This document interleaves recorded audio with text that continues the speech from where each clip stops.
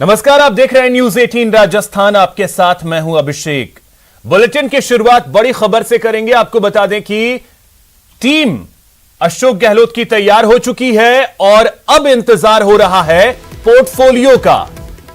किस मंत्री को कौन सा विभाग मिलेगा, इस पर हर किसी की नजर टिकी हुई है, जिनमें 3 विभागों की अगर बात कर ले, शिक्षा, स्वास्थ्य और राजस्व, ये 3 ऐसे विभाग जिस पर खास नजर बनी हुई है कि किन्हें यह विभाग की जिम्मेदारी मिलेगी।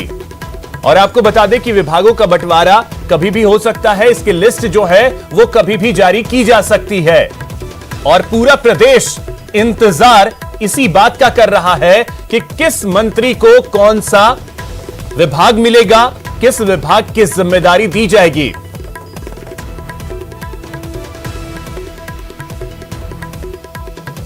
तो कल 15 मंत्रियों ने शपथ ली और अब इंतजार है पोर्टफोलियो का। 11 कैबिनेट मंत्री, 4 राज्य मंत्रियों ने शपथ ली और अब इंतजार हो रहा है कि विभागों का बंटवारा जो है वो कब होगा, उसकी लिस्ट कब आएगी। इसका इंतजार हर किसी को है कि किसे कौन से विभाग की जिम्मेदारी जो है वो दी जा रही है। खास करके 3 ऐसे विभाग जिस पर विशेष तौर पर नजर है, जिसमें शिक्षा विभाग, स्वास्थ्य महकमा और राजस्व की जिम्मेदारी किसे दी जाती है।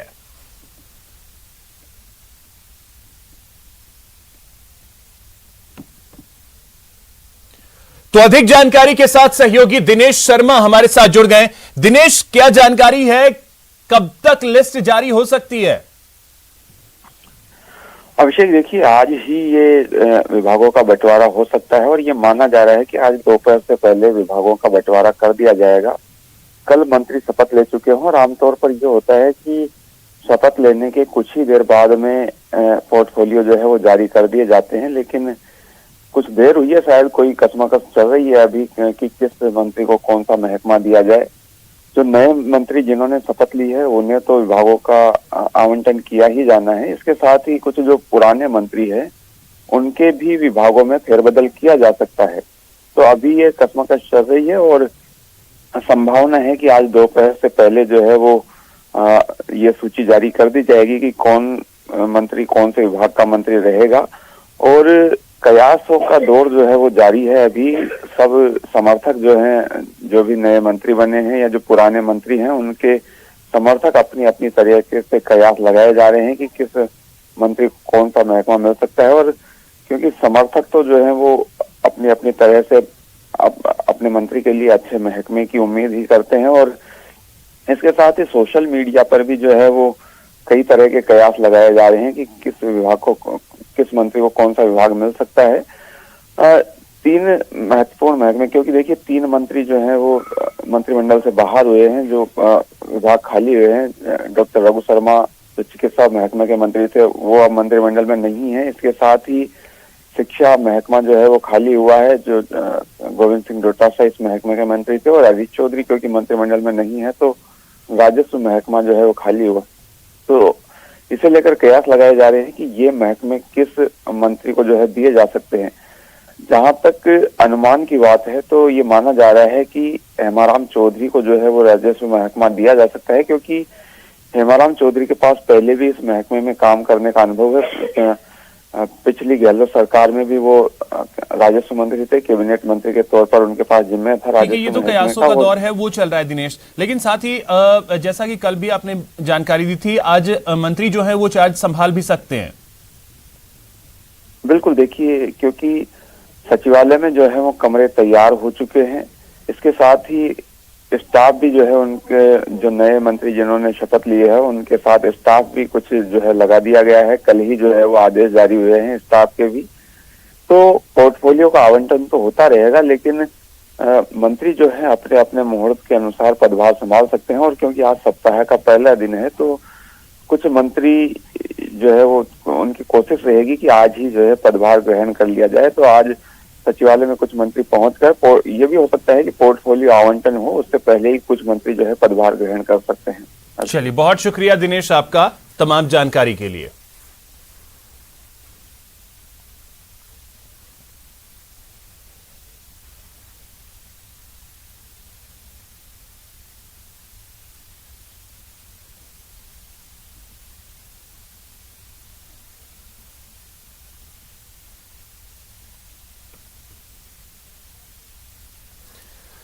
और आपको बता दें कि मंत्रिमंडल पुनर्गठन के बाद सीएम अशोक गहलोत के सलाहकारों की भी नियुक्ति हो गई है। मुख्यमंत्री ने 6 विधायकों को सलाहकार बनाया है। मंत्री बनने से वंचित रहे 6 विधायकों को मुख्यमंत्री का सलाहकार बनाया गया है। इनमें से 3 निर्दलीय और 3 कांग्रेस विधायक शामिल हैं। कांग्रेस विधायक डॉक्टर जितेंद्र सिंह, राजकुमार शर्मा, दानिश अबरार और निर्दलीय विधायक संयम लोढ़ा, बाबूलाल लागर, रामकेश मीणा, इन्हें सलाहकार बनाया गया है। तो 6 विधायकों को यह जिम्मेदारी दी गई है, जिनमें 3 कांग्रेस विधायक हैं और 3 निर्दलीय विधायक।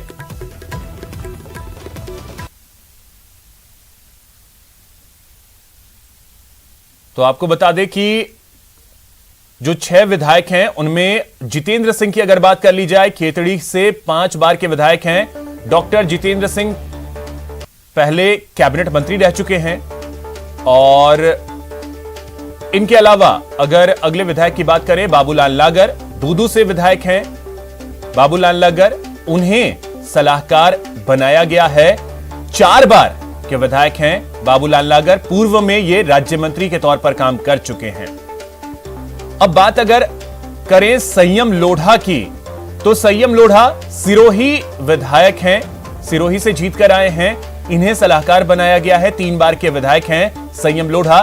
तेज तर्रार विधायक के तौर पर संयम लोढ़ा की पहचान है।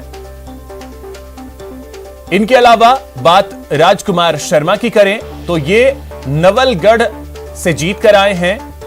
इन्हें सलाहकार बनाया गया है। 3 बार के ये विधायक हैं। पिछली गहलोत सरकार में चिकित्सा राज्य मंत्री के तौर पर यह काम कर चुके हैं। अब इनके अलावा रामकेश मीणा, इन्हें भी सलाहकार बनाया गया है। गंगापुर सिटी से 2 बार के ये विधायक हैं रामकेश मीणा। पूर्व में संसदीय सचिव के तौर पर यह काम कर चुके हैं। और इसके अलावा अगला नाम जो है वो दानिश अबरार का है। सवाई माधोपुर से जीतकर दानिश अबरार आए थे और इन्हें अब सलाहकार बनाया गया है। दानिश अबरार पहली बार विधायक बने हैं। कद्दावर नेता स्वर्गीय अबरार अहमद के पुत्र हैं दानिश अबरार। तो ये 6 विधायक जो हैं वो मुख्यमंत्री अशोक गहलोत के सलाहकार नियुक्त किए गए हैं।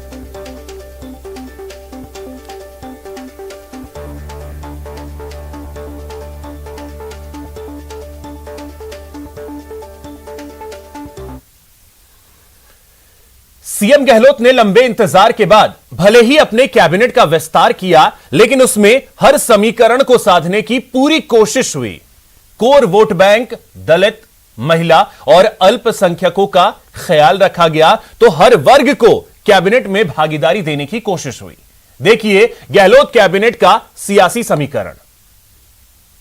मैं हेमाराम चौधरी ईश्वर की शपथ लेता हूँ, विधि द्वारा स्थापित भारत के संविधान के प्रति सच्ची श्रद्धा निष्ठा रखूंगी। करीब 3 साल पूरा करने जा रही गहलोत कैबिनेट के बहुप्रतीक्षित विस्तार में 2023 के जंग की तैयारी साफ दिखी। मंत्रिमंडल विस्तार के जरिए जातीय और क्षेत्रीय संतुलन के साथ ही कांग्रेस पार्टी की अंदरूनी सियासी समीकरण साधने की कोशिश भी हुई। 2 पद वाले 3 मंत्रियों को छोड़कर किसी को भी मंत्रिमंडल से ड्रॉप नहीं किया गया, तो 3 को राज्य मंत्री से कैबिनेट के तौर पर प्रमोट किया गया। गहलोत मंत्रिमंडल में 11 नए कैबिनेट मंत्री और 4 नए राज्य मंत्री बनाए गए। हर चेहरे के पीछे अलग सियासी समीकरण साधने की कोशिश भी हुई। मंत्रिमंडल फेरबदल में कांग्रेस के कोर वोट बैंक का खास ध्यान रखा गया, तो दलित, महिला और अल्पसंख्यकों को उचित प्रतिनिधित्व देने की पूरी कोशिश भी हुई। राज्य मंत्रियों ममता भूपेश, भजनलाल जाटव और टीकाराम जूली को राज्य मंत्री से प्रमोट कर कैबिनेट मंत्री बनाया गया है। ये तीनों ही दलित समुदाय से आते हैं। कैबिनेट में गोविंद मेघवाल को मिलाकर 4 दलित चेहरे हो गए हैं। मास्टर भंवर लाल की जगह गोविंद मेघवाल को तवज्जो मिली है।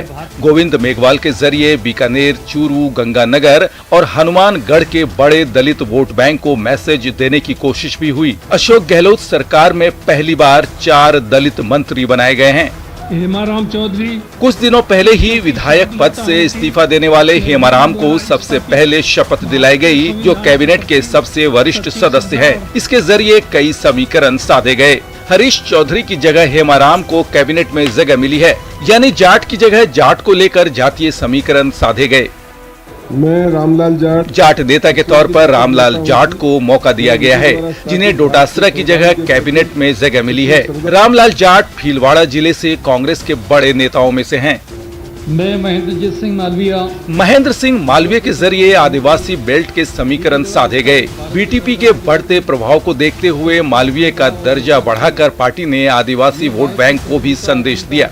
कैबिनेट से इस्तीफा देने वाले स्वास्थ्य मंत्री रघु शर्मा की जगह महेश जोशी को जगह मिली है, यानी जोशी को कैबिनेट में ब्राह्मण चेहरे के तौर पर एंट्री मिली है। मैं शकुंतला रावत को गुर्जर चेहरे के तौर पर बैलेंस करने के लिए मौका दिया गया, जो पंचायती राज से राजनीति शुरू कर कैबिनेट मंत्री पद तक पहुंची हैं। मैं राजेंद्र गुड्डा बीएसपी से कांग्रेस में शामिल होने वाले 6 विधायकों में से एक राजेंद्र गुड़ा कैबिनेट में जगह पाने में कामयाब हुए। हालांकि किसी निर्दलीय विधायक को फिलहाल मंत्रिमंडल में जगह नहीं मिल पाई है। अगर महिलाओं की बात करें तो अब गहलोत कैबिनेट में 3 महिला मंत्री हो गई हैं। पहले सिर्फ ममता भूपेश महिला मंत्री के तौर पर शामिल थीं, लेकिन अब ममता भूपेश के साथ ही शकुंतला रावत को कैबिनेट मंत्री और जाहिदा खान को राज्य मंत्री के तौर पर मौका मिला है। यानी देखा जाए तो गहलोत कैबिनेट में अपने कोर वोट बैंक के साथ ही हर जाति समुदाय को प्रतिनिधित्व देने की कोशिश हुई है। हालांकि कई जिलों को इस बार भी कैबिनेट में जगह नहीं मिल पाई। Bureau report, news 18 network, Jaipur. मैं भारत की प्रभुता, अखंडता अक्षुण्ण रखूंगा। और इसी बीच एक बड़ी खबर आपको बता दें, नागौर से ये बड़ी खबर है। मकराना में 2 पक्षों में खूनी संघर्ष हुआ है और आपको बता दें कि 6 से ज्यादा लोग इसमें घायल हुए हैं। घायलों को अस्पताल पहुंचाया गया है। उप जिला चिकित्सालय में घायलों का इस वक्त इलाज चल रहा है। आपको बता दें कि कार पार्क करने को लेकर कहासुनी हुई और उसके बाद इसने झगड़े का रूप ले लिया। तो 6 से ज्यादा लोग इसमें घायल हुए हैं। सभी को इलाज के लिए अस्पताल में भर्ती करवाया गया है। मामला ये नागौर के मकराना का है, जहां पर एक मामूली सी बात, कार पार्क करने को लेकर 2 पक्ष आपस में भिड़ गए। खूनी संघर्ष में 6 से ज्यादा लोग घायल हुए हैं। सभी को इलाज के लिए अस्पताल में भर्ती करवाया गया।